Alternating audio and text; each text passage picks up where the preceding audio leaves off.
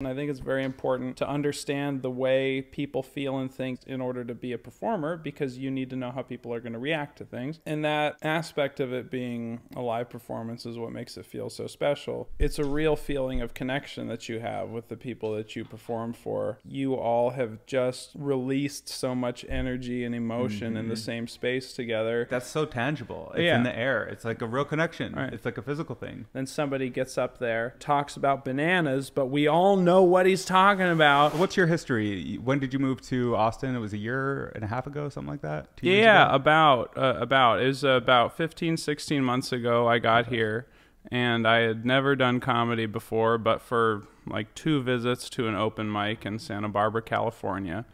But I moved to Austin, and on the first night I got here, I did some comedy. And the second night, where did you go on the first night? It was the Romo Room, Nice. back when that was still open. It was a Tuesday night mic on March 30th, 2021. And I still remember the face of the hosts. I remember still most of the people who went up at the mic. Nick DePuja, Jimmy Clifford, Jared Stalling. There are all these names that I remember from that. Who is the host? And I don't remember the name of the host. I remember his face. I never saw him ever since. I think that he was like visiting from L.A. or New York. And that he had just been like some of his friends had said like, hey, do you want to host this thing at the Romo Room? And yeah, basically it was just all comedians there, except for the people from the hostel that I was staying at who decided they wanted to come with me. Sorry to interrupt. I do have to go. So what was the drama around the Romo Room? Let's explore the Romo Room drama. Okay. Well, I wouldn't say that I know anything which would be defined as the word drama that you've used. I don't know anything about that. I just understand that I think the business of the Romo Room, as well as its venue, the Brass Tap in the Domain. They're gone. Yeah, they're gone now. Yeah, That's and crazy. so I think, I mean, the Romo Room was not really succeeding as a source of revenue for anybody, I think. Wasn't that the drama was like there was some angry posts on Instagram or Facebook or something? Oh, by it's like, whom? The comics, I have no idea. Okay. I guess the owner. Okay. That the comics weren't paying for food or weren't buying drinks, and they were like bringing in drinks. I never saw anyone do that. Yeah, I did well, see people I never eating. saw anyone bring in drinks. Although I do remember hearing one time when I went in there, someone just kind of like passed the word around. It was the host or somebody was like, "Hey, just have to let everyone know that if anyone brings in a drink, we're totally done forever. So let's not do that." So I remember that one time, but also, yeah, like the comics weren't really buying food, and a lot of people who are in the kind of lifestyle position that we are in, particularly since so many of us had moved to Austin recently and not really established ourselves, can't really afford or choose not to, incorporate into their budget a $12 fish and chips plate, something like that. Right. And so the thing is like an open mic yeah, night. because the dream when you have like a comedy club is that the people who want to come see comedy are the ones buying food and drink. Yeah. And then the comedians, can choose to, if they want, but that basically supports them in being able to live this entertainment lifestyle. Don't you think a comedy club is like some kind of like living organism? Yeah, absolutely. Any collection of human beings is a kind of macrobiological living organism. Totally. Yeah. But a comedy club in particular has like, I don't know, it seems like it has a life cycle, like it goes Say up more and about it goes that. down. Yeah. Just like it grows and it waxes and it wanes, but it also like sometimes it just keeps growing or whatever. I don't know. It seems to go in cycles actually. Yeah. In terms of like whatever the vibe is, who's showing up and, that kind of stuff. Yeah, like they're all sort of like data points that undulate about a business, whether it's like what time of week people are more often there, or if it's like over what period of months were people there more, or like what kind of people are choosing to go somewhere go there as opposed to somewhere else as a result of just like what talk gets filtered out through. Well, how would you describe the vibe of a comedy club? Oh, Well, I would not say that I have been to enough really truly established comedy clubs to say that I understand that. Like I've been to You've logged some serious time. Yeah, I've put in a lot of hours, most of which has been in kind of like, bars and coffee shops and those sorts of establishments. Doing comedy, I've really been obsessed this last year and a half. But I guess every place has this vibe, whatever, like the coffee shops. What is it, Buzzmill? Is that a coffee shop? Yeah, Buzzmill. Yeah. Anyway, just like every place has its own vibe. Yeah, absolutely. And then, and if you try and do comedy in those different environments, then you'll find that you get received differently because the vibe, as you call it, is also connected to what sort of people are there and how does this collection of people think as opposed to this one, and what are they going to feel about what I say here as opposed to here. Yeah, so you have these groups that have their own vibes. Yeah, and you have to, and something that I started learning about 7-8 months in or so is these places, they feel so different to stand in front of these people. I have to somehow learn, and my chosen method was just by repeating the experience of being in front of those different groups of people. I somehow need to learn how to connect with this group of people. How do I connect with this group of people? Yeah. And it's all different and unique. And in like a positive way, not like no negativity, there's something good that they have that you can offer or whatever. Yeah, but the experience. Well, it was more just a statement of fact. Is like, oh well, these people are different from these people are different from these ones, and so then how do I be in front of all of them? Whether it's changing the way that I'm in front of each one, or just somehow learning to be a way where I'm acceptable in front of all these groups of people, so that they trust me to say things and entertain them and try and get them to laugh and have a good time and loosen up. Yeah, totally. It's hard to get loose when you just smoked a bunch of weed. Are you feeling a little anxious? I'm feeling the paranoia a little bit. Oh, okay. Yeah. I'm feeling extremely relaxed. Yeah, this has gotten my... knowing that relaxes me. Yeah, there we go. Don't worry about it. I get turned into a chatterbox when I get high, though. So that's a good thing. Yeah, I could talk for hours. But yeah, you got the vibe of each party, and anyway. Yeah. We were talking about like the different vibes at different venues, and then and you early asked like, what is the vibe of a comedy club? And I could maybe say, I said like I haven't been to enough, because like I've been to the Creek and the Cave, and there isn't any other real comedy club in Austin except for Cap City, which just opened up like last weekend or something. Vulcan's pretty legit. I mean, they do like However, Vulcan is legit as being a magnetic spot to perform, and it is a hang. It is a magnetic spot. Yeah, people have a sort of sense of being a part of a scene there, because Joe Rogan shows up on a regular basis. Tony Hinchcliffe, Joe Rogan's protege, has his live show there. Is he the protege? Yeah, well, like he's sort of like I guess one of the comedy people that Joe took under his wing. Oh, right. Yeah. So but then also like Kill Tony is on the Death Squad network, which is the network which is under the umbrella of the Joe Rogan Experience. Yeah. Oh wait, can you repeat that? Yeah. Okay, so the Joe Rogan Experience being the massive early success in podcasting that it was, media conglomerate in the future. Yeah, exactly. Yeah. It's like the new, it's a sort of new movie studio or new kind of Disney Plus or whatever. But prior to Disney Plus, of course. Anyways, are you talking about his podcast becoming a streaming service, or no, I'm talking about how his podcast then kind of he and his friends who also wanted to do podcasts then formed a network. Yes, that the is podcast the cool thing. network. Yes. Yeah, which is the Death Squad network. You have your Death Squad secret show, and then and just thinking about Big Boy Studios, right? And the Joe Rogan Experience is sort of like the massive shoulders that's carrying all of it. Yeah. Yeah. No, I mean, he really did popularize all of that stuff. And I think that's a really good idea to have these networks of social commentators.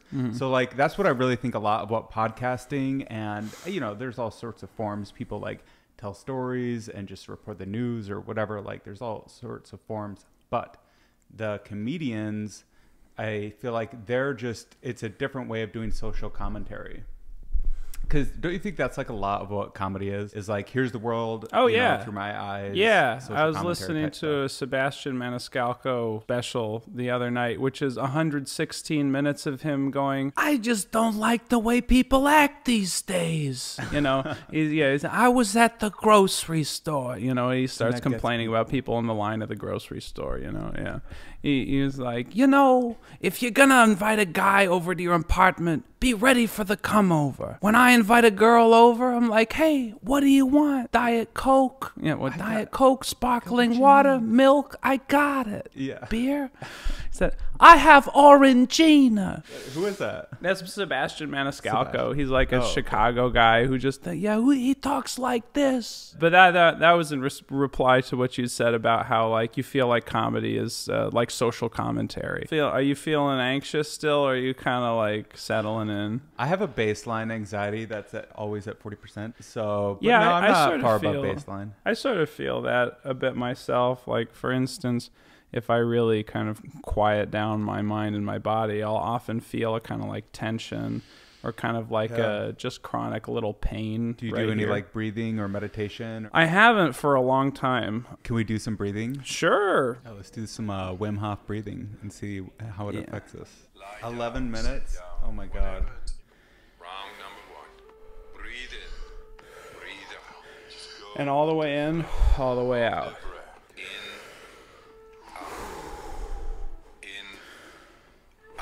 My dog's like, what the fuck are you guys doing? Just keep on going. No pause between inhalation and exhalation. This is some crazy shit. Really okay, feel this it. is a lot. Yeah. Aren't you feeling different at all? I'm hyperventilated for sure. Oh, okay. I mean, but like, yeah, I have like the colors in my eyes are a little bit different. I could hold my breath for a long time right now. The colors in our eyes might be about to get very different. We smoked a pipe of weed and we took some shrooms, which were penis envy mushrooms. Penis envy. Derek and I did penis envies together. There it is. Yeah. Ate them up. I don't microdose often. I just happen to get my hands on some. And that was a lot to just happen to get your hands on. Yeah. No, you have to tell the story now. How did those come into your hands? Oh, just through fortunate means. Do you want to protect the names of the innocent? It's fine. It's just whatever. Okay, but to protect the innocent. There's no special thing other than that they're penis envy. Yeah, I didn't have to like go battle a gladiator to get them or anything. I didn't think that happened at all. That's not at all what I imagined. Yeah. The deep doses are pretty scary. By deep doses, are you talking about the sort of like 4 or 5 gram heroic dose, like they say? Yeah. I don't think I've ever had that level without like a severe encounter with some real shit. Okay, gotcha. But also like amazing and good things, you know. Oh, but you sort of felt like parts of the trip for you were very dark and scary. Is that what you were saying? Yeah. Okay. Have you had that experience? Well, I have had 5 grams once before, and none of the parts of the experience were really dark and scary, I would say. Did you have any like lingering effects for like some weeks after? Oh, like where you maybe would see like more colors when you close your eyes or something. Yeah, I mean, that's pretty common, like, you know, and you know, weed gives me that stuff too. So yeah, just like little residuals in the brain. You've heard of that before. Yeah, and then there's that condition which is like persistent, like hallucinogenic disorder or something. Basically, the thing is sometimes when people trip, they just don't stop tripping forever. That's really scary. Yeah, but and it's not quite as like it's not quite what I was characterizing it as, but they're just kind of like more intense ghosts of it. Like someone was like, for instance, that Asian artist guy who lives in LA and is very famous and did shows on Vice TV. yeah, he had that experience with ayahuasca where like he was on the JRE and he was saying it's like, yeah, like I see snakes swimming across my vision right now. No, not the Facebook guy. It's this artist guy. He worked in Vice. I forgot his name. But if you Google that stuff, you'll be able to find him. Yeah, so those doses can have an intense side, but the microdose is, I think, just a more chill vibe. Like the levels of tripping for mushrooms, as far as I understand it, is like between 0.5 gram and 1.5 grams or so. That's where you don't really have a lot of psychedelic effects, but your vision will become sharper. You'll sort of have kind of a little bit enhanced vision.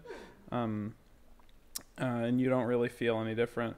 After that, like 2 to 3.5 or so, is like everyone becomes kind of sexually aroused. Yeah. And then and the people just kind of be like, just kind of horny. But then also you'll have some visuals to it. But then the 4 to 5 and above that is supposed to be the one which like really. I don't know why they call that. You want to know why? You have to have like a heroic effort just to get through it. Yeah. Honestly. Yeah. I could believe that. Like I've never had like an intensely dark psychedelic trip, but What's the most you've taken? 5 grams at one time. You've had 5 grams? Yeah. And it was all pleasant the whole time. Yeah, it was basically not. I mean, like when I went to the grocery store, like I was telling you before we went on air, when I went to the grocery store, like it felt kind of like it like I looked at the fish counter and the fish counter looked like a nightmare because it's like all these dead fish are looking at me. But it wasn't this kind of like, oh my God. It was more this sort of like, well, that was. I'm trying to imagine what that is, like a bunch of dead fish looking at you. Yeah, but the also, yeah. It's because they still have eyes. That's so crazy. Yeah, right. And their heads are just poking out of the ice. Then there was this chickens octopus were sold that with was, eyes still. Yeah. Like anything, Chickens. like what if every time you bought a steak, you had to have their eyes? Right. Like, or yeah, like you just saw it looking back at you. Yeah. Like. Yeah, a lot of people would become vegan quickly, probably, or people would start hunting for their own food to. So I saw on your LinkedIn that you're a man of science and mathematics. Oh yeah.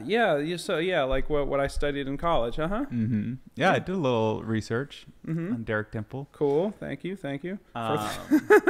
And so, what was your interest in comedy? Like, how did you transition from like the STEM world into the entertainment world? Gotcha. How did those types of thinking mix for you? Yeah, for sure. Well, I never really got employed in the STEM world. I made attempts to get employed at different tech offices like Impact. They do like web data mining. Let's go back to what the vibe of a comedy club is. Yeah. And while I gave the disclaimers about not really being able to say for sure, but I would say like the idea that I like is one where people who want to talk in a way to get people having a good time and laughing and enjoying themselves and just kind of get people worked up into a state where they can go and hang out and and communicate to an audience who wants to feel and get into that state. And so you sort of have the masters of spinning people up all hanging out in the back, just, doing what they do. Or, and then the people who come to see them just kind of getting their bells rung. It's a very specific vibe. Yeah. Yeah, it is. It's actually now that I articulate it that way, that's a really weird kind of picture in my mind. Yeah. It's like, but that's sort of like the abstract representation of what comedians do. Is like just get in front of people and then get them all excited about something, but with laughter specifically. But there's so many ways you can do it. It's amazing. Yeah, I mean, there's a bunch of people that just like go up there and they rant, or there's some screamers. I don't think they're quite as fun or funny, But there's definitely a vibe, especially when you have a bunch of comedians going up in one night, and like somebody can come up and like torch the room. Yeah, right. You know, By torch it, you mean just like bring the energy to zero. Oh, there are those. Well, sure, like torch the room in a good way. Yeah, light it up. But then there are some people who just like who drop a bomb on everything in an energetic way, just like everyone's just. Oh, I mean, my people God. say some crazy shit, especially at open mics. Oh yeah, a lot of it's airing of grievances. I feel. I think it was last night. What did I hear? Anyway, I'll try and remember. There were some crazy things said. I need a metaphor for like. I don't know. It's almost like porn or something where like your mind wasn't built to hear all these crazy fucking stories. Where like what it does to you to hear all those different people like say like their trauma and their whatever, and like their jokes or whatever. But there's some dark shit sometimes. It's a lot of it. Yeah, it is a lot of personalities to be confronted with in an evening. Like if you're going to an open mic and there are 15 of these people in an hour giving you a flavor of them, it's like, whoa. yeah, it's a lot. It's a lot of thoughts and feelings, yeah. Yeah, and then at the end of the night, at the same time, it's like you're supposed to go up and do your 3 minutes and have like as much energy, but yeah, it's a tall order. Yeah, or it's I sometimes try and like save my energy by spending some time on my own, or trying to arrange things so that like when I sign up, like I know when to sign up and when to be back at those places in order to do my time. And so on a busy night doing mics or something, my principal time will be time in the car traveling from place to place. But then I go here, I go here, I go here, I go here, I go here. And so that way I can get to a place before I'm supposed to be up, hopefully. And then, and I kind of get in the vibe and sort of feel what people are feeling. And then I can go do my performance and then I can go. Now, what do you think about YouTube? What do I think about YouTube? Like as a platform for expressing your comedy or just ideas generally? The way I currently use YouTube is that every time I do comedy, I record myself, and then the next day I upload all of those, however many there were, onto YouTube, but I keep them private because the thing is, like, just hit a public. Well, I mean, it's why? probably right. I wonder. It's like a lot of but then I will look at them and if I look at the video, you would have to like go through everything and try to figure out what you said and be like, oh, is it okay or whatever. No, I think that these videos, I think that these videos are more for me than they are for anyone else partly because the production level on them is so low. That like, why would people choose to watch that when there are so many better produced things out there to watch? There's so many people out there. There's so many. The audience is always growing. All the content created in the last. Yeah, but you were saying, it's like, what do you think about YouTube? It's like, well, the way that I use YouTube right now is upload all those videos. But I also don't imagine that those I don't think that those would have a lot of views anyways, and it doesn't matter to me if they do. And part of the thing is like, well, why would I make it public? Because then that's material that I can perform to people. And so the reason for me to have those videos is for me to watch what happened so that I can say, well, this is what I need to improve. This is something that I've thought of that I can do differently. That was bad. That was good. But then also, if I have an especially good set, then I can share the link with the booker, and I could say, okay, here's an example of my work. Can I get on your show? That's like a lot of what comedy is feedback. You're getting feedback from the audience, other comedians, and from your own work if you're actually recording it and then playing that back. Yeah. Super helpful. I think every comedian who's starting out and trying to grow should do that.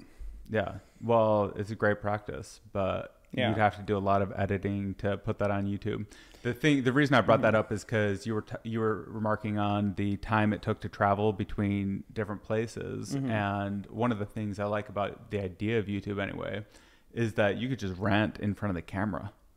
You know, like the time to audience like is 0. Yeah, that's right. Like you could literally set up the camera, Yes. talk about something, Yes. upload it, and You then can people get can the watch. idea out there. Right. So- Where you don't have to move your tuchus from one place to another in a car, as you can just do it at home in your room. Especially like go through how long does it really take to do 3 open mics? Oh, I mean, that's usually at least 3 hours time expenditure right there. Right. Yeah, and the thing is, yeah, so then if you have a thought which you feel comfortable communicating like to an empty room, but like to a camera, then, you know, that's different from It's so stand-up different, comedy, though. 'cause you don't have the You know, feedback. and the thing is, yeah, so like if you wanted to do Bill Burr's podcast, like, you know, to a camera, with basically like his ranting and stuff like that. That's what people say it is. But if you He's wanted a practiced mind. yeah, but what I'm saying, yeah, so like if you wanted to do that concept, you could, but that's not stand-up comedy, because stand-up comedy is that conversation between the audience and the comedian that you were talking about. It's that feedback mechanism. Yeah, that absolutely. Is shaping like the live. It's a game of ping pong with aspect. 2 parties. Yeah. You know, one party is composed of a lot of people. Yeah. Yeah. And it's a total conversation, and there's a lot of feedback in it, and that feedback is what creates a live performance, because however the audience is receiving your material is going to be adjusting your tone and speed and whatever, maybe even like your subject. Right. And that aspect of it being a live performance is what makes it feel so special, because it's a real feeling of connection that you have with the people that you perform for, because you all have just released so much energy and emotion in the same space together. And yeah, you've been impacting each other in how you feel, because when everybody's eyes are on you, all of their internal states start to mirror yours. You know, the mirror neurons are firing, and when a whole group of people is paying attention to one person, the spirit of that person, in a sense, gets into those people a little bit. That cathartic release.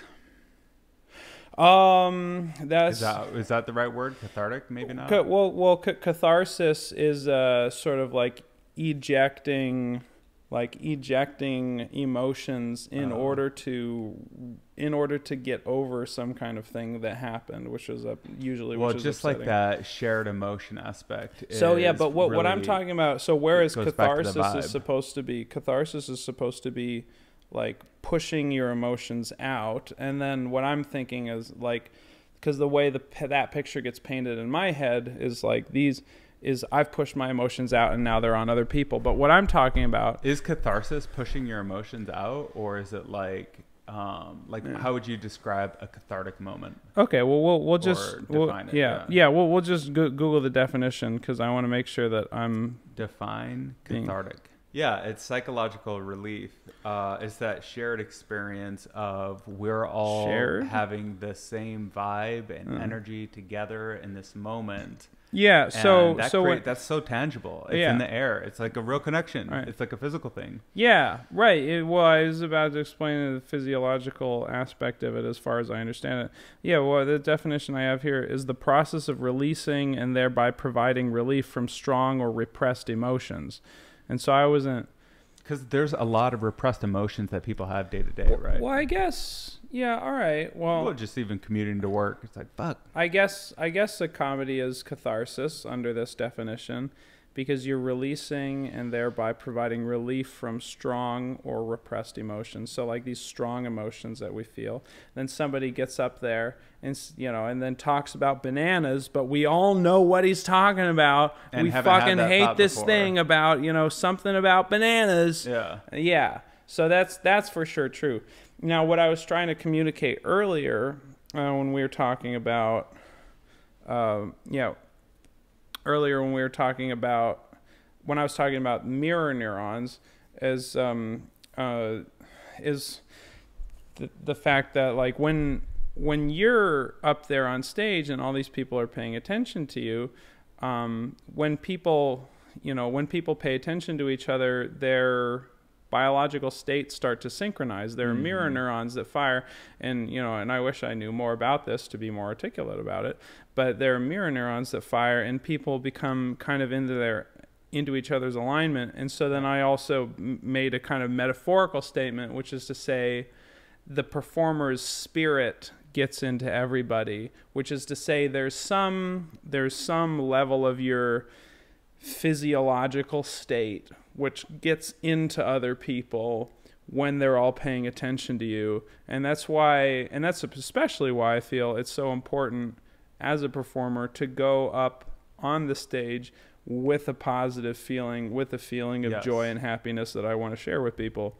Totally. You have to actually feel the emotion that you want people to understand or to connect with, I guess. When you are the performer and everybody's eyeballs on you, you set the standard in the room. You set the tone in the room. You make the vibe in the room. And when people if people, you want that to be a good vibe. Yeah, and you can, right. And so whatever it is that you're bringing, whatever it is that you're manifesting, you're putting that out into other people, and they're taking it in to whatever extent. People can also say, like, no, I'm not going to take this in. And that's when your audience is disconnected from you. But the more connected they are to you, the more they're taking in, like, drinking in who this person is. And it's the same experience as, like, it's the vibe of a comedy club or the vibe of a group of comedians or, whatever you call them, a network, one of those podcast networks. Each thing has its own vibe, but everything has a vibe. Probably every system has a vibe. It's just like whatever it's... right. Well, whatever we eventually define vibe to be, because it's one of those ghost words right now where it's like it's this sort of, it's a word but it's a non-word, because everyone knows what you're talking about, but nobody really knows in a strict sense what it is. Yeah, that's what's so cool about, I think one of the cool things about language is it's always evolving. So like the young kids always have some new thing they're saying that the old guys don't know why it's cool or whatever. And there's just this, or whatever, like there's just this constant evolution of language. And I think a lot of it is because we come up with words and articulations that we don't always understand what they mean. And we're trying to like figure it out or whatever. And in that process, we create entirely new words and and we deprecate old words, right? Mm-hmm. So like, I think they call that, there's some kind of treadmill. There's a word for that. Oh, like what new things get incorporated in the system and what old things get shed away. Yeah, right. And so that happens with words all the time. Like, what's your opinion on retard? Oh, is it jarring? Is jarring to the ears? Retard. Well, it has become a little bit jarring because paying attention to the number of hours of stand-up comedy that I have in the last 16 months, I've begun to understand, like, how do people react to certain words, like retard that you just said, like faggot is a very rude one for a lot of people. Totally. And then, so just while paying attention to audiences, I realized, like, whoa, that's like, it makes people jump. It does. Totally. Yeah. But it's, what's my opinion on it? Well, I really don't like censorship of free speech at all. I like, let's see, how do I... Does it create an emotional reaction within you? Yes, it does, because I'm surprised when someone brings it out of the blue, because I've been paying attention to audiences being surprised. And I think it's very important to understand the way people feel and think in the general context in order to be a performer, because you need to know how people are going to react to things. So in that sense it does, but it doesn't bring me any kind of like anger or unpleasantness or feeling like I need to defend somebody or feeling like I'm being put down in some way. I understand I understand a lot of people have a lot of bad feelings about it, but I don't have any of those. But I am sometimes shocked when people use it. Yeah, it's a Yeah, little like dicey. use it without. I mean, I would be it's a curse word, you would say, for sure. Well, yeah, I guess it's becoming one of the nouveau curse words because, like, you know, anything is fine to say. You know, like well, like it became like things sort of descended to a point where it's just fine to say motherfucker or whatever you want anytime, cocksucker, tits, you know, cunt, and you know, but cunt has actually been one of the few ones. The British kept it alive. They kept it going. Oh, well, 100% credit to the British. Well, yeah, the Commonwealth countries, Britain, New Zealand, Australia, South Africa, and Canada, and others. We need curse words. Yes, we do. I was just trying to. I don't.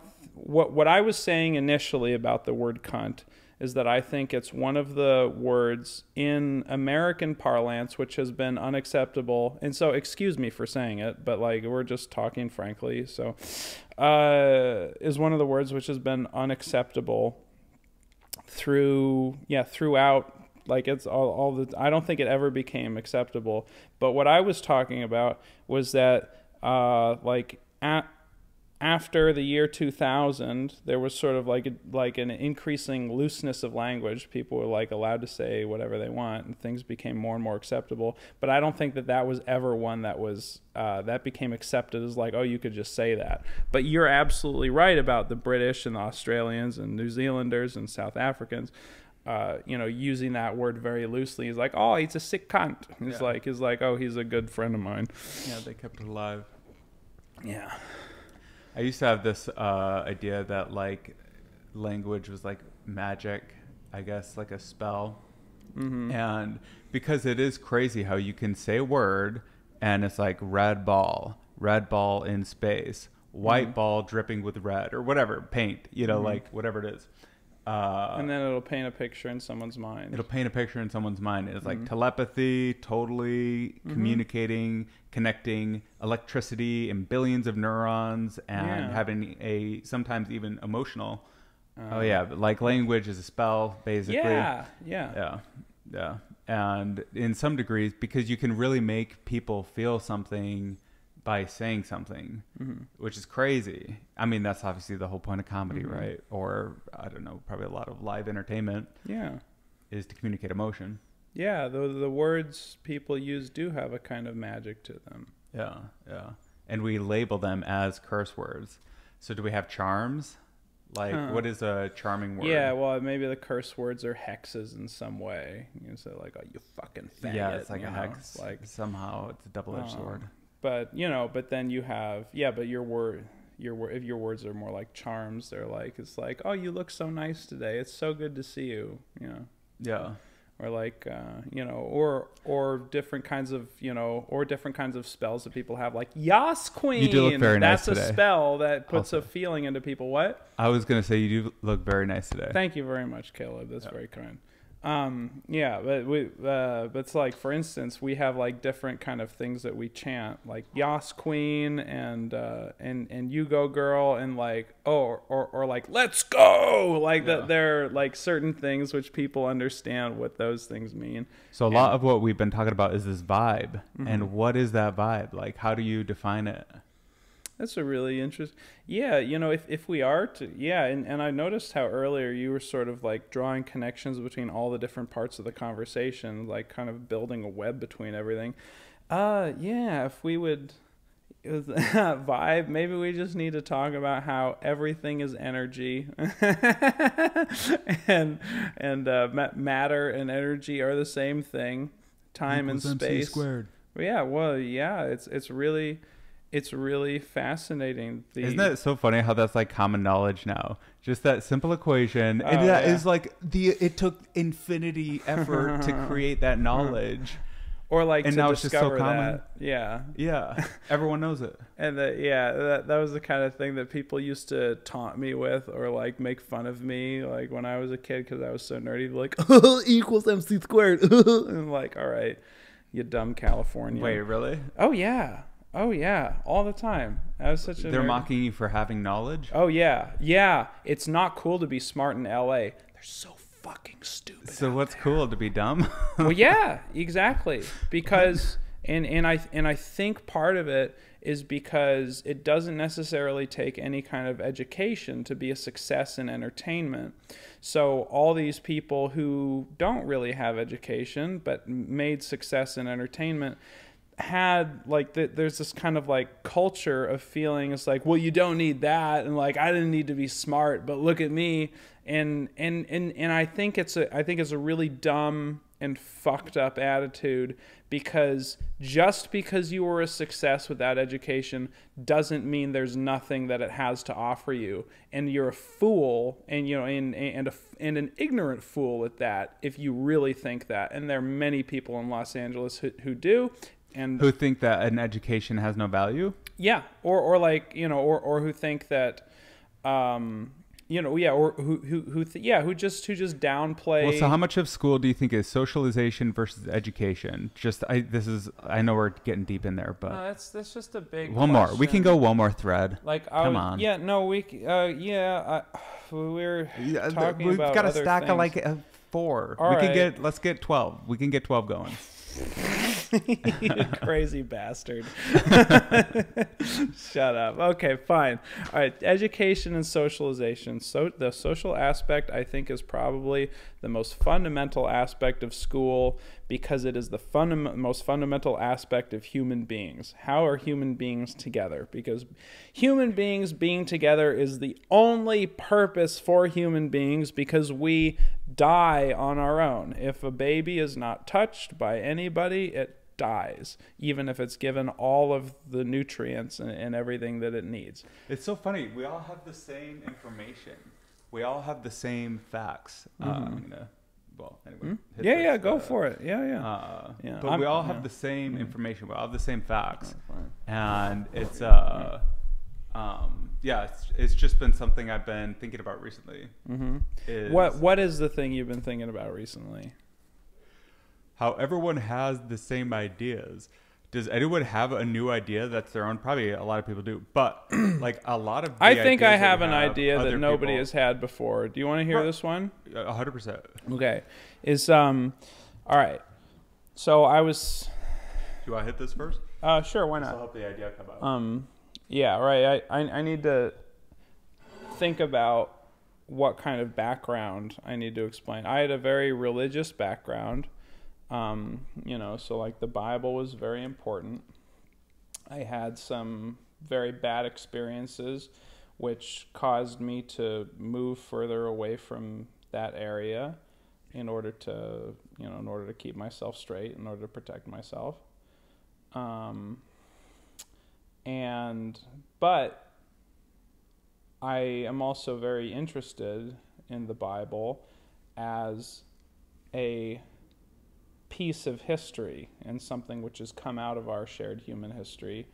And I think I figured out this is so stupid to say that about it, but I think that the story of God in the Bible is really the story of our collective experience as human beings. And whatever, and God, that word Yahweh, Elohim, can be interchanged with words like culture and society. Because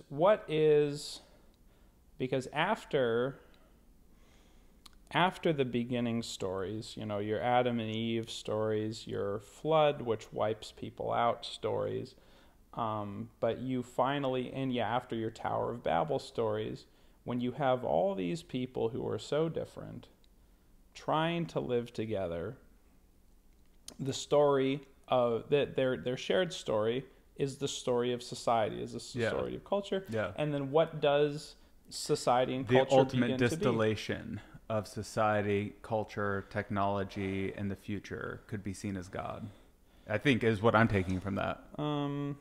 Well, the stories that bind us together are the. Well, I thought you were saying like you had this idea of God. This is your original idea. Yeah. What I'm saying. what I was saying is that God is interchangeable with society and culture. And where I was going with this is that after human beings, after we have these initial stories of, of the beginning of a rise and a fall, the fall with the flood, having to. I've gotten a little bit flustered because I'm derailed here. Well, we're also on 1 gram of mushrooms. After these initial stories, we just hit an hour. It's okay. Good. Then what does the story become? The story becomes one of laws and rules. And what are the things that keep human beings together in a society is laws and rules. What do you have? The 10 Commandments. Totally. You have the 10 Commandments, and that's given at a time. Well, you can't have a game if you don't have rules. That's true. You don't have that's rewards given at a time. And don't have... that's what society wants to do. We want to have a fun game, right? Yeah. A game we play together. Yeah. You said you wanted to know this idea, which I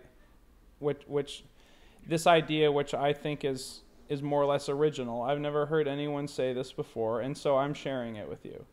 Yeah. Is that the distillation of culture and society? Well, how would you put it? Okay. I'm just trying to repeat it back to understand it.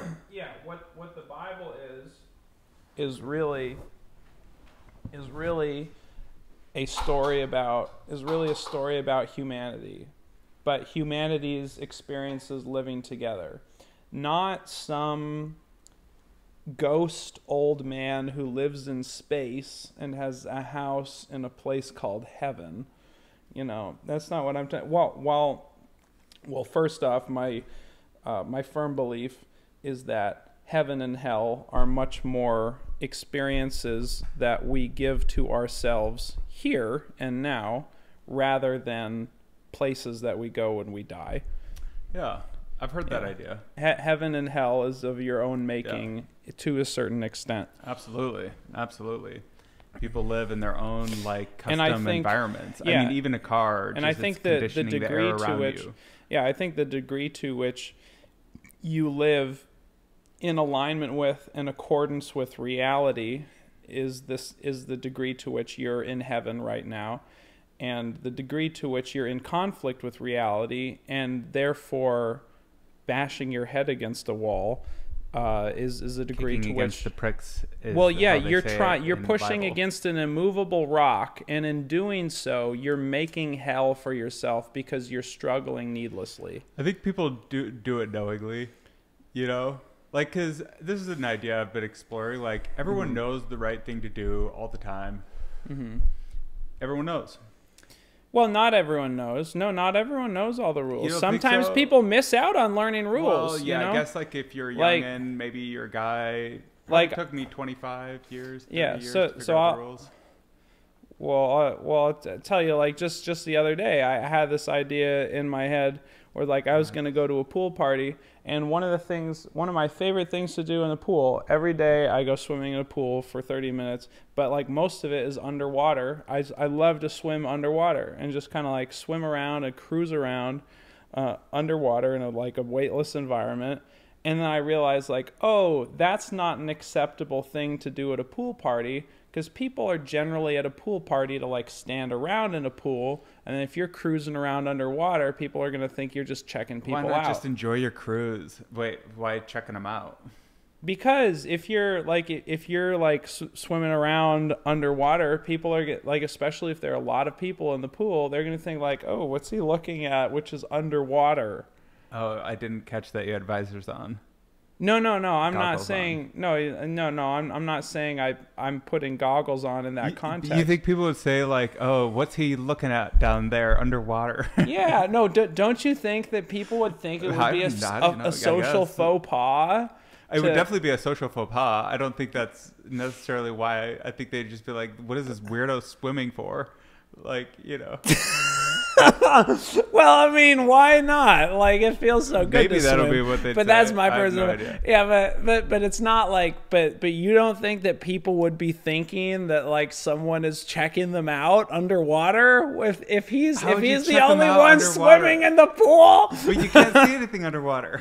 What? You can't see anything underwater. Yeah, no, I Unless mean, you have no, goggles, you can but see. even then, you can see yeah, like but a couple. it's blurry, but you can feet, see 2, 3 feet. underwater. Like you can sort of yeah, see. you can see pretty far actually with goggles on. Yeah, well, like okay, so with goggles for sure, but even if you're without goggles, like you can still see stuff underwater. It's blurry, but you can still see. I don't know. Like, how do you find a penny underwater? Oh, Gotta be pretty close to that penny. gotta put goggles on. Yeah. Yeah. All right. Well, maybe I'll think about. And also, what is the angle? Like, you're checking them out from above? Huh? Oh, well, like, no, if you're underwater, usually people's butts are underwater. All right, well, you know, maybe I sort of overreacted in that moment because I started laughing like a maniac when I was just like getting out of the pool and I was just thinking about that. No, I yeah, was like, it's oh, super I'm autistic. 29 and I didn't think that. No, but it was not like at a pool party. I was just getting out of the pool as I do every day. I like to go swimming. I say enjoy your cruise. Well, I mean, not at a pool party. Like, you're not gonna just, you know, unless it's one where like people are, no, or like it's just everyone's making themselves happy doing whatever. But there is just like a social weirdness when somebody breaks conformity. Yeah. So, did you say you've spent time in Asia? Mm-mm. Oh, okay. Europe. How about you? Been to Asia? Did you say? I've never been to Europe. Mm. I have been to Asia. And Did you there say it is a was very, like Thailand or Vietnam for a couple months or something? Japan for a couple of weeks. Japan. Okay, cool. And it's a very conformist society. Yeah. But they have a lot of order and, you know, it's a trade-off. Mm-hmm. So. Yeah, I think there's some really fabulous things. Yeah, right. But you're saying there's a give and there's a take, and you have certain benefits from people being on the same page. However, there are certain you feel less free. Trade-offs. Yeah. Yeah. Sure. If everyone has to be the same. And if everyone has to be the same, yeah. Yeah. Because there's like a common denominator. Yeah, that's always like a baseline. You know, that's another thing. So we were talking earlier about what I feel like is a kind of hypocritical. Oh yeah, I was talking about something I don't like about Los Angeles, which is this attitude that, you know, that to be smart is uncool because you don't need that to be a success in entertainment. Well, suck my dick, all of you people who think that way. I can't believe people would really think that. No, it's such a shallow idea. They really do, and it's gross. Wow. But I was also shocked when I lived in Los Angeles, right? And so like I lived in a very wealthy part of Los Angeles, which I think means that I was surrounded by, for Los Angeles being such like, you know, an entertainment capital, being a place which is supposed to invite so much creativity. The degree to which they felt it was important to conform, but not conform to, you know, but not conform to each other, but conform to this mutual idea of what they thought of as cool, and that, you know, and that you had to not only conform to, but strive for what that might be. You know, that you know, yeah, like, and if you didn't do that, you're like, why are you even here? Like, what are you even doing here? And it's that such an in-group and out-group idea. And that was, and I didn't care about cool at all. Now, like, and it's their definition of cool. Like, what is it? You know? Well, and it's somewhat arbitrary, but it's kind of like, you know, the newest thing that you'd see in culture. It's like it's all shallow. It doesn't matter. But if you didn't conform to that, you know, you were hated, and that's, you know, and so there's this hypocrisy, this genuine hypocrisy that exists in a city that's all about entertainment, a city that gets all its money from entertainment, should be a city that invites creativity. But the kids in that city that I grew up with were some of the least creatively inviting people. Were some of the most conformist people, and just the worst in how they were like constantly telling me, "Oh, well, you know, if you wore contact lenses, you'd be cooler." Oh, like if you didn't wear glasses like that, you know, we would like you better. If you didn't think it's that like, way, you'd be cooler. yeah. if if your shorts came below your knees, you know, like instead of having your shorts up here, if they came below your knees, it would be cool. Like, but you're just, well, you know, something you look dorky. But. Like, why are you wearing crew socks? It's like, so my mom fucking bought for me. Yeah, that was a phase. People were wearing those high knee socks. No, I was not wearing socks up to my knees. That's crazy. I was wearing sort of like mid calf socks. Like, just you know what a crew sock is, right? Yeah. Well, yeah. No. I mean, like it goes a little bit higher than this, but they're generally white. You know. Yeah, that's the new trend. No, it's just crew socks. They've existed forever. The point you were making that was so interesting is that there's this hypocrisy in the entertainment industry, which is totally interesting. Well, there's hypocrisy. Totally there's true. Hypocrisy in the culture of Los Angeles. I'll say that. Well, and that which is that I don't know. Yeah, is that it should be inviting of people who are creative, but it's extremely conformist. And these conformist people are trying to conform to this idea of being cool, whatever that is. Yeah, so that was my problem with it is like, okay, so first of all, it's like whatever their definition of cool is. Yeah. But they do have a pulse on the culture, or the culture has a pulse on them. Like, anyway, they're tied up. This is actually a little concerning to me. You do know what crew socks are, right? Now I do. After you explained it to me. All right, we gotta Google this. It's like an expression. So, like, what do you think of that pop culture? Like, I don't care about pop culture one bit. Yeah. I don't care about what's popular, what's new, what like is, you know, I'll watch it, and actually some parts of it'll be interesting. It's like, oh, that's really interesting visual style or something. That's a really cool combination of these elements of culture which haven't been brought together before. But I don't care. Who cares about today's news? Yeah, like somebody said that I said that with so much contempt. I kind of agree that like the news is like kind of so dumb to pay attention to because it doesn't really contain that much of the truth. Mm-hmm. Like so much of our understanding is built over time.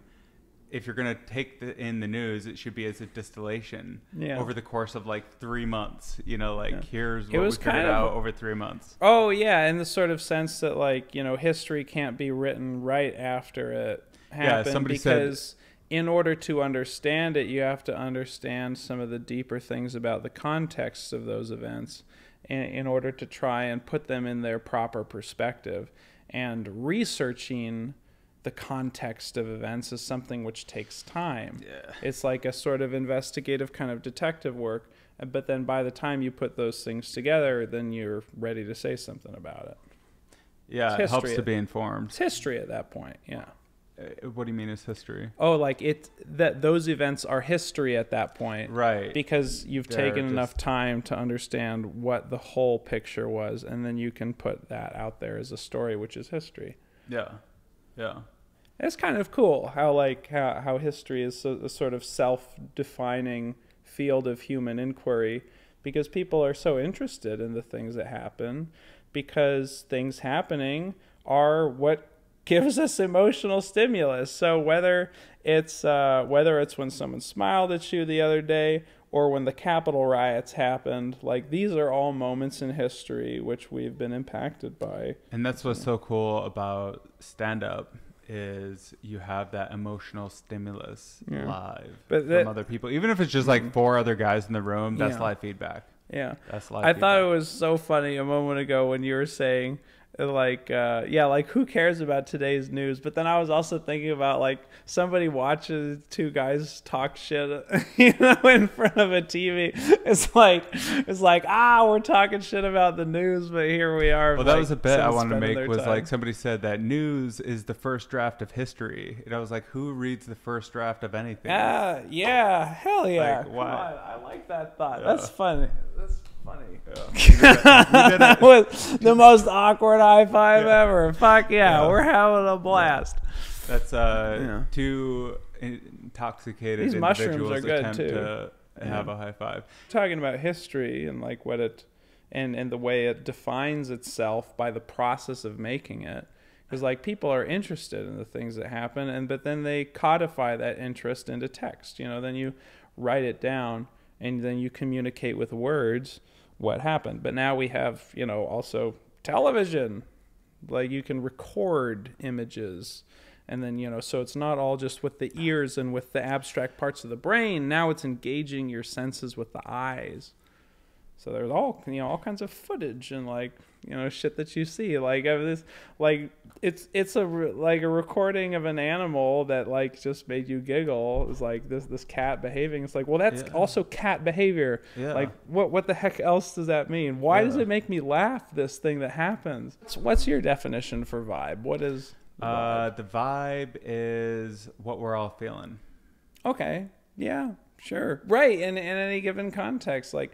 What is the parts of us which are which are synchronized, and then and that depends on the number of people, the situation, you know, and then sometimes you get like a whole bunch of people in one area all feeling the same thing. Like if someone gives a speech, and then, you know, whether it's an inspiring speech and everyone, or if it's, or if it's a speech to incite anger, and then it could turn into a riot. It's like, but just people together. It's energy, though. Yeah. Yeah. Damn. Yeah. It's crazy how much energy can be expressed in words, and you can just like boost up a crowd, you know? Right. Like Sam Kinison, probably like the craziest recorded performance I've ever seen. I didn't even like it that much. I haven't seen enough. Like I need to see more of him. Do you think I heard him on the radio sometimes. He made me laugh. What? Don't you think that when you watch other comedians, they kind of get in your head a little bit? Well, that was the whole point of what I was saying earlier. It's like that the performer in the room or the host of the room sets the tone, and then people start to mirror what's going on inside of you. Or the first person to order a drink in a restaurant, for example. Oh, you know, like if you say, I'm going to have water, everyone's like, oh, I'll also have water. Oh, right. In a group, like at a table. Everyone's like, oh, I'll get a drink. Oh, yeah, right.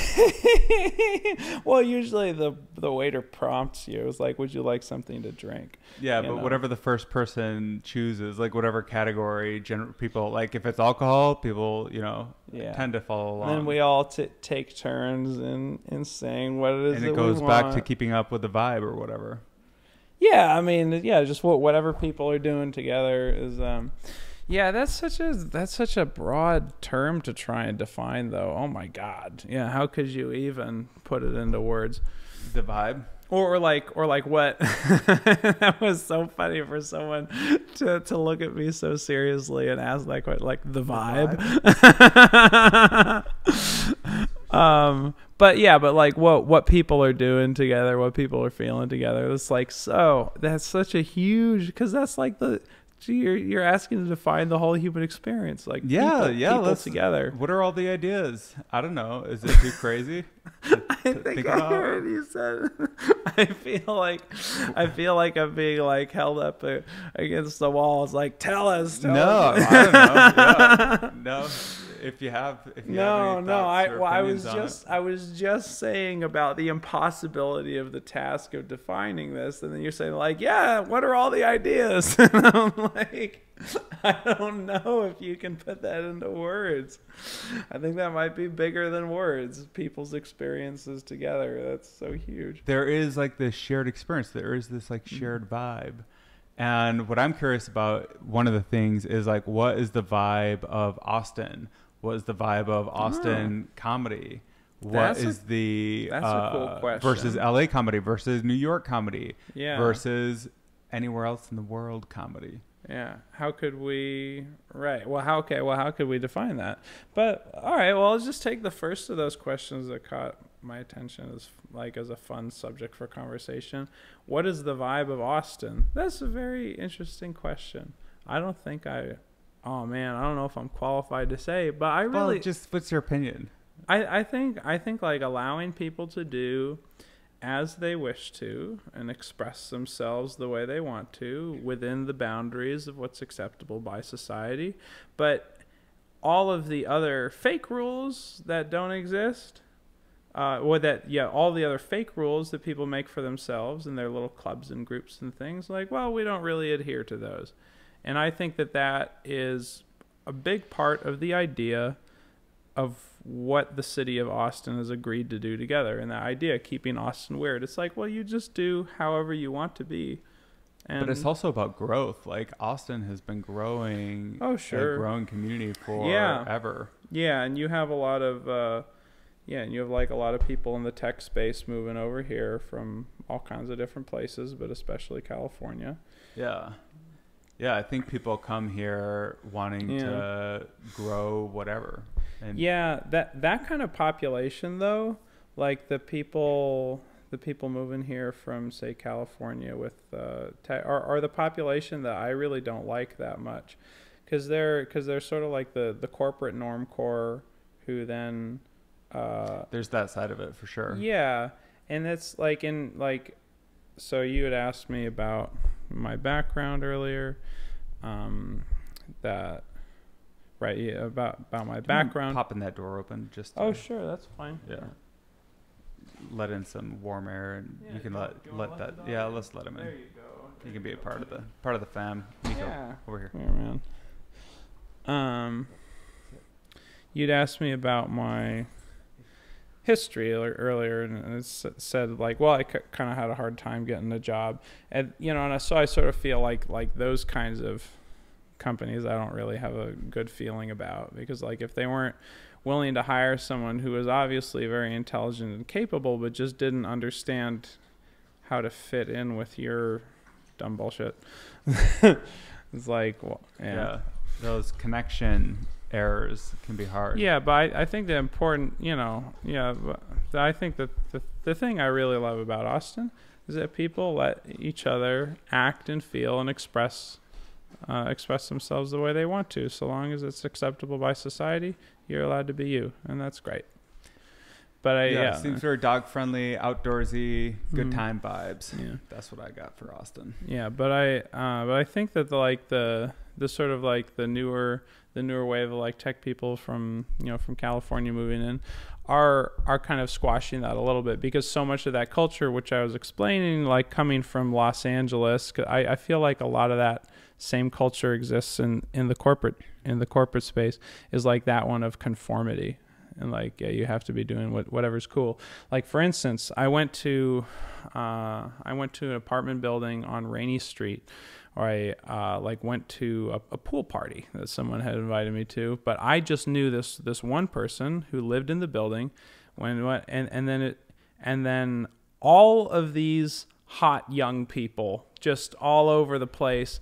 But it was obviously like a kind of scene, like a place to be seen more so than a place to, do what you like. And so like we were at this pool party. It was just like all these people just fucking trying to look good and talk to each other, and like all the ladies have their outfits, and like every now and again you see a girl with a hat, but if she had a hat, it had to be a baseball cap, and it had to be a cute color that matched with her top, and if she puts it on her head, she puts her ponytail through the back. It's like the levels of the sophisticated levels of conformity were unbelievable. and I hated it. I hated it. Yeah. What? And I hated it because these people wouldn't connect with me, and I just wanted to go enjoy some of the sun and go for a swim, and there were some people. There was a cool guy that I met, because he struck up a conversation probably initially like out of discomfort, like, why is this guy even around? Because like I wasn't trying to conform to coolness or anything, but then we got to a conversation, we were just chatting and hanging out, and he was like, oh, fucking awesome, you do comedy, and I was just cracking him up. We were having a good time. Why do people feel the need to conform? There's a lot of safety. Well, I think that there's a certain importance to conformity. He's gonna get your water bottle. Oh, that's fine. Yeah. There's a certain importance to keeping people together, and like there's some rules which are really important. So we're gonna go back to what I thought was an original thought about the Bible. Like the importance of people following the rules is really clear. And so what I was trying to communicate earlier is what I think is an original thought. Because you asked, is there an original thought? And I was like, I'm going to tell you. And you tell me if your mind is blown. But when the Bible became all about rules is when people started living together and dependent on each other. And it was a situation where you had one guy named Moses who was making all the decisions for this group of people. He was the judge over this enormous group of people. Everyone would bring him their problems. For whatever reason, they decided to do it that way. But then so then he's been dealing with all these problems getting brought to him. So he has all these experiences with people's conflicts and trying to resolve them, that he decides to make some rules and say that there's from somebody called God, which is really culture and society, because where do we get our rules from? Culture and society. He says, this guy called God told me these things on the mountain, and they happen to be the things which cause the most trouble for a person who's trying to judge society. Like, don't kill each other. Don't steal from each other because it invites reprisals. Don't covet your neighbor's wife because wanting somebody who's already in a committed relationship causes a lot of, stir and shit that people don't need. And then I think the one that really gives it away is that one of his rules is don't bear false witness against your neighbor, which is like, don't lie to the law about what you're saying. He's like, it makes it really difficult for me to judge what should be going on if you people are lying about each other to me. So I think what God is in the Bible is really our experience, our collective experience together, culture and society. And if that's not an original thought, maybe someone's thought it before, but I have never heard anyone express that, and I'm putting my foot on that one, and I really like it too. I like that idea too. Yeah, because there are benevolent and negative aspects to whatever it is that binds all of us together. But those it's analogous to some Jordan Peterson. My thinking on this has been influenced by Jordan Peterson for sure. Yeah. And I might be thinking along some similar lines as him. So it's interesting how it goes back to this idea of an original idea even is that even possible? Or are we always just building on these ideas? Somebody has it. Oh, what about this? What about this? What about this? And in that way, we're really going into the unknown. I would say it's both. And this is fun talking to you. You're a very abstract thinker. My brain has been kind of kept in the abstract space for a lot of this, which has been fun. But also, my brain usually doesn't think abstractly about these topics that much. And so this has been a fun workout, like a little exercise. I got questions. Right. You were talking about original thinking and what is it? And you had suggested that maybe it's people building ideas on each other. Maybe it's something totally new coming in. And I would say that there are definitely aspects of both of that. there's like some Dog people. is such a nuisance. Oh, whatever. He's a sweet boy. Whatever people. I agree. Oh, I agree. Wait, Yeah. I'm trying to explain this thing. Get it out. Um. Well, we're talking about the. Well, there's a lot, but one is the vibe. Two is God and culture are interchangeable. Right. Actually, we have like 10 open threads. Okay, I remember what it was. Is that there's there are aspects both of building on each other's ideas. You might call that innovation, like changing, taking what already exists and changing a little bit of it, or say taking two things that exist already and kind of putting them together. There are those kinds of thoughts, which are called like innovations, which are really important. Some of them are really original and beautiful. Like I think that Steve Jobs was an extremely innovative thinker, because not only did he want to use technology's power, but not only did he want to use technology's power to make people more effective in how they did their work and accomplish things that they wanted to, but he also made the technology communicate itself to people so much better by the way it's designed, the way that it makes sense to the average user, the way that it invites you to explore it. It's the way he makes things look. So that's a really important part. But then there's some things which are just totally original.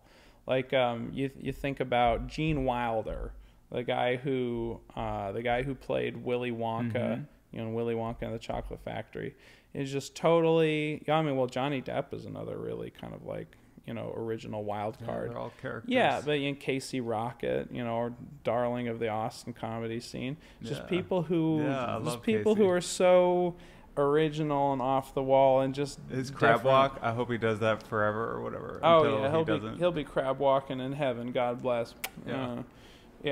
Those kinds. I think those what he has is an energy. Talking about vibe, he's a great example of somebody who comes with a certain energy, and it's a really fun and it's just a great energy. It's a great vibe. Yeah, but those are that's true. But those are both really, I think, important areas of original thought, is the innovation and the things which just come totally differently. Well, how much is it the performer and how much is it the performance? Well, I could say for myself, like in my experience, is that when you're learning how to be on stage, in a sense, partly what you're doing is you're building out a part of your personality that knows how to inhabit the public space where there are a lot of eyes on you. And so that's what you're learning how to do. And so then that part of your personality becomes a part of you that you inhabit while you're in that place. And it's connected to the rest of your personality, but it's not exactly what all of the rest of your personality is. And then, and then as that becomes more developed and sophisticated, this part of your personality, which you are birthing as a result of being in front of people and communicating yourselves to them, then hopefully like that will start connecting itself over to you, and it's not just this thing which is dangling or completely separated, but it's a persona, but hopefully something which also connects to your genuine personhood in a way that's very, in a way that's meaningful. And you have like a work persona, and that's just such a great way to describe it. Yeah, that's one of those things that I hate so much, is like the work persona. Yeah. Coffee guy or whatever. Anyway, like what's the It's one of the reasons why I've left so many of the jobs that I've been at, because there's just this like accepted duality in people. It's just like, well, I'm just deciding to behave in this way because it's time to, follow all the rules for work. I think it makes people feel comfortable so we can all fit in and do the same thing. You know, like I really think that's like what a lot of Okay, maybe conformity that's is about. okay. But just- you made it sound like a very positive thing, though. Right Well, I there. agree that it's annoying. It's important for us to feel comfortable together, right? Yeah. And I think that is very important, right? Yeah. Because if someone's trying to be a little bit too different, then that is something which like causes people to feel uncomfortable, you know. And so I think it's important to look after how people are feeling, but then also if you feel a certain way, you know, try and see what you can do with that. Yeah. Totally. Yeah, LA is not the place for it. Austin is the shit, in my opinion. Yeah, that was another thread we had of Austin. So do you think that same hypocrisy exists in Austin? I kind of feel like it's like Hollywood 2.0. Sorry, well, Austin. I would say, Sorry. having been in Austin, At least like there's an underlying thread of it. I'll throw that idea out there. an underlining thread of what? Hollywood 2.0. Oh, like It's like, I'm going to move here. And the be a way star. that some people are choosing to approach it, maybe, but I don't think I've met a single person in this city who's like, I'm gonna move here and I'm gonna be the fucking shit, man. And if they were, I wouldn't want to be around them. Well, I guess it's not even cool to mock because it's just like this. It's part of what creates progression is people being like, we're going to have this really growth mindset. And it comes with like, you know, maybe some narcissistic people, but you gotta have, you know, both sides. I'm not sure if, I'm not sure if I totally know what you're talking about, or if I, you know, or if I feel that way. But we were talking about, Austin. And you sort of felt as if it was some kind of like Hollywood 2.0, and I didn't even know what Hollywood 1.0 means. What? But you said it. You said it. Oh, whatever.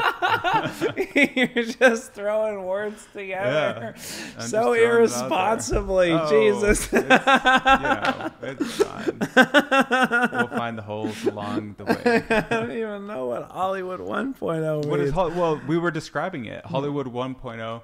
Well, first of all, you were saying there's a lot of conformity, and then that creates a lot of inauthenticity in the conformity. Okay, I see what you're saying. It wasn't that; it was hypocrisy, which I guess is inauthentic as well. Yeah, right. It's but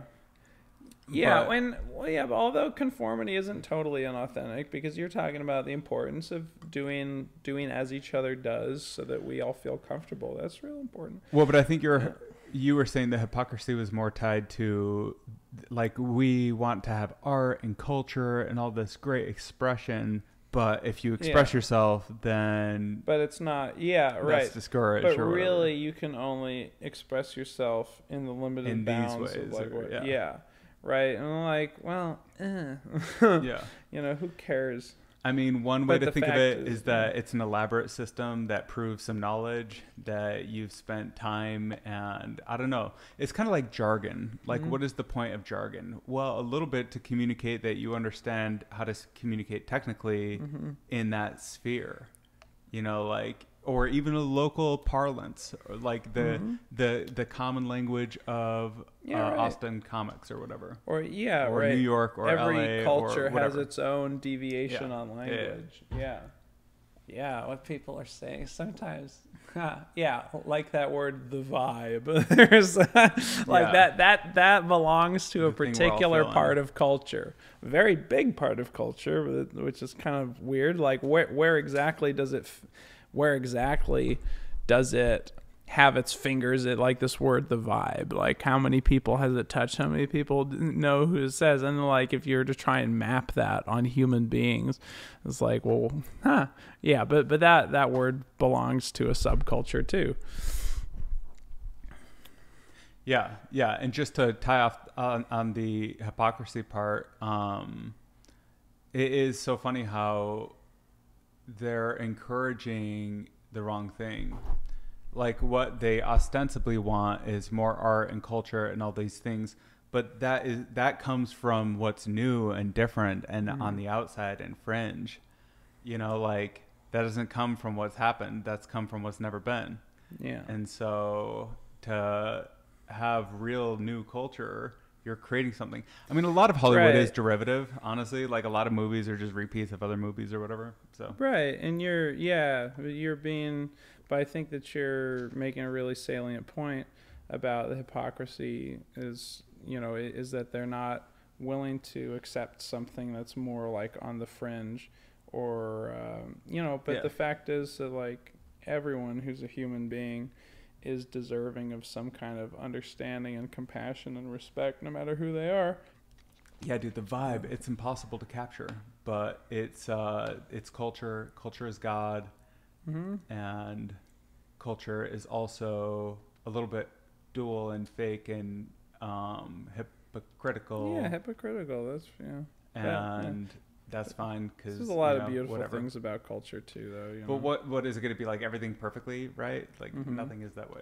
Yeah, but I feel like I've had a pretty massive struggle with with broader culture and broader societies, like but I've also learned how to try and learn how to be a person who's acceptable to others and someone that other people want to be around, and God bless us all. It's a struggle just to be a person.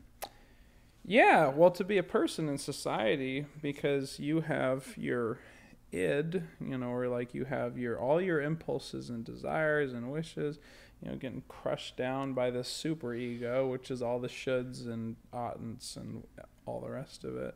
I never learned that technical. Is that Freud's? Yeah, well, like, this is way of separating the mind. Yeah, this is one of the psychological ways of understanding who a person is. Like, you have all these impulses, and then all of the rules crushing, and so you can just live in this narrow space, or like you have all this pressure on both sides, and then out of that, the dance of being a person is born. Yeah, and that's actually the coolest part is when new stuff is created.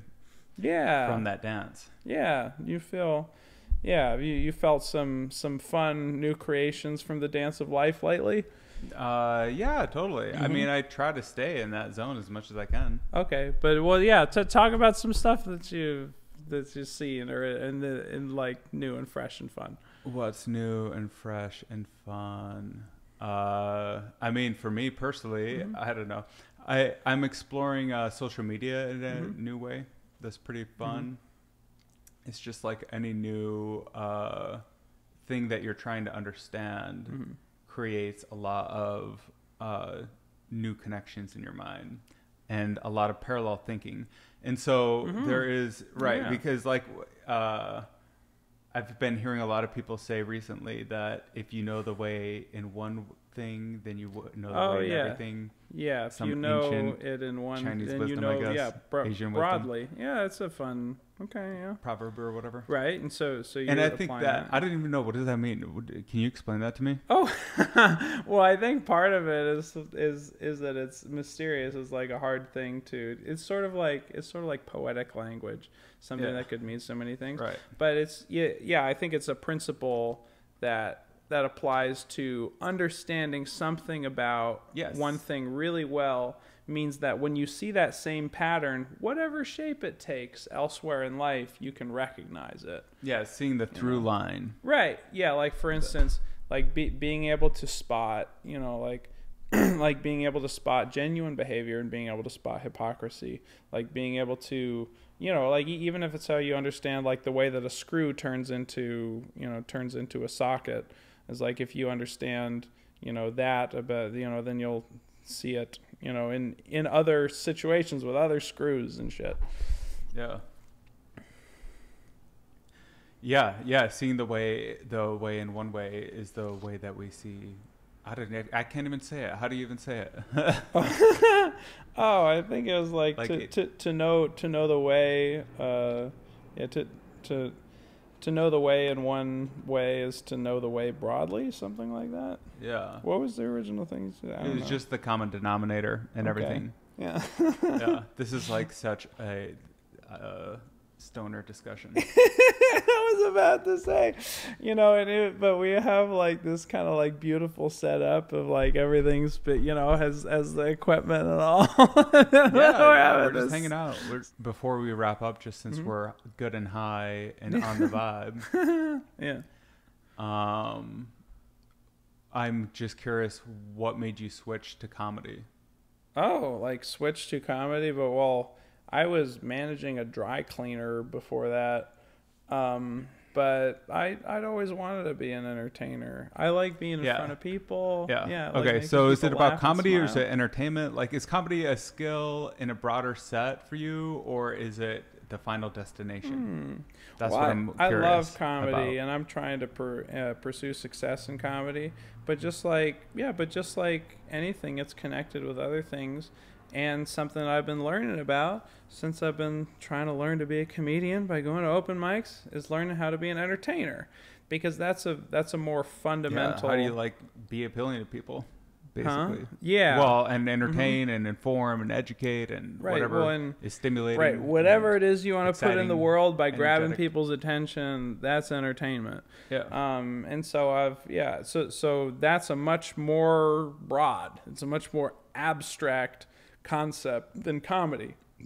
Comedy has more rules to it, and it's that is. So I don't know if that's what the final destination is for me, because the fact is that whatever you're doing in life, like wherever you see yourself succeeding, are areas that maybe you should lean into more, and then the other areas okay, we'll take that away, and then whatever skills you want to work on, whatever seems to be working for you, then you go towards it. So I don't know exactly. I think that's how everyone lives. They just kind of lean into what's working. Right, exactly. Yep. Put energy into areas which are paths of less resistance, and then withdraw your energy, withdraw your forces from those areas where you're meeting a lot of resistance, because that's just crazy. Well, yeah. It's like, how does a plant find sunlight? It has to move and twist and wind and eventually find the nutrients. You got it, man. Yeah. That's it's really cool to watch the time lapse videos. Fucking vibe. It's such a funny thing to say. You don't think so? What's a funny thing to say? Oh, just fucking vibe. Well, yeah, no, that's a lot of what we've been talking about and experiencing. There we are. I think we had a great meandering conversation. Yeah, absolutely. We got to distill the knowledge somehow, because it was so roaming. Yeah. How do we distill it? Sometimes, I could kind of go culture. on and on a bit. What? Yeah. Did you? I thought that's an original thought. Yeah. And I hope that either the viewers of the viewers of this podcast, or wherever it goes out, I hope the annals of history. Yeah, that's a cool. I think I think it's true, and so as a result of it being true, I would hope that it would stick in people's brains. That whatever. Yeah, God is culture. All right, that's a great way to sum it up. Okay. Thanks for coming on, dude. I love it. Yeah, heck yeah. All right, thanks, Derek. Thank you. Yes. All right. See you guys.